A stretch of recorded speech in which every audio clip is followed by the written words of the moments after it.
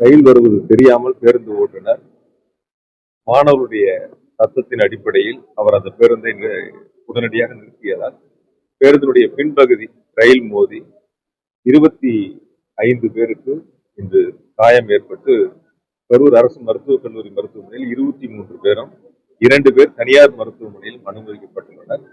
மருத்துவக் கல்லூரி மருத்துவமனையில் சேர்க்கப்பட்ட 23 பேரில் ஒருவர் தாங்கள் தனியார் மருத்துவமனையில் சிகிச்சை பெற்றுக் கொள்வதாக இங்கு முதல் சிகிச்சையை எடுத்துக்கொண்டு சென்றிருக்கிறார்கள்.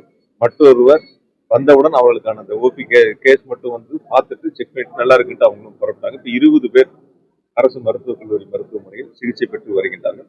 அதில் ஒருவருக்கு தலையில் காயம் ஏற்பட்டிருக்கிறது. அதுக்கு சிடி ஸ்கேன் எடுத்து மருத்துவர்கள் பார்த்துக் கொண்டிருக்கின்றார்கள். மீதம் இருக்கக்கூடியவர்கள் ஒரு 3 பேருக்கு சற்று கொஞ்சம் காயம் இருக்கிறது. மீதம் இருக்கக்கூடியவர்களுக்கு லேசான காயங்கள் இருக்கின்றன. ஒவ்வொரு அனுமதிக்கப்பட்டிருக்கின்ற 20 மாணவ மாணவிகளில் ஒவ்வொருவருக்கும் தனித்தனியாக அட்டெண்டராக நியமிக்கப்பட்டு மருத்துவர்கள் மிக சிறப்பாக அதற்கான சிகிச்சைகளை வழங்கி வருகின்றார்கள். எந்த விதத்திலும் முழுமையாக அவர்களை பாதுகாக்கக்கூடிய வகையில் மாவட்ட நிர்வாகம் அரசு நடவடிக்கை எடுத்து அவர்களுக்கு அதற்கான சிகிச்சை அளிக்கப்பட்டு வருகிறது.